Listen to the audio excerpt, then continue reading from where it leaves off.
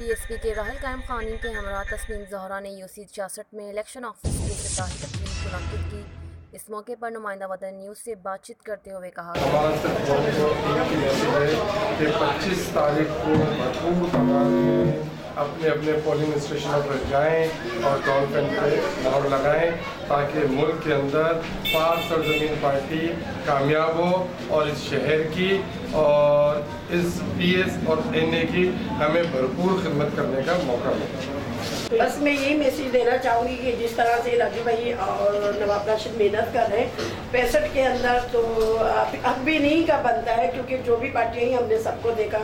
लेकिन मैं सबसे यही कहूँगी कि 25 को अपनी फैमिली को, जितने बुजुर्ग हैं, मेरे भाई हैं, वो ज़्यादा से ज़्यादा बाहर आएँ और डॉल्फिन पर निशान लगाएं क्योंकि यही हमारी कामयाबी है। राजू भाई जितना अच्छा, मेरा ख्याल वो 65 को देख सकते हैं, इसके अलावा और किसी ने नहीं देखा। हमारे इतनी हुकूमतें आई हैं, जो भी आई खाई रोटियों चली गई। आज भी आपने देखा कि कितना क्या कुछ हुआ है कि नवाज शरीफ को सज़ा हो गई है।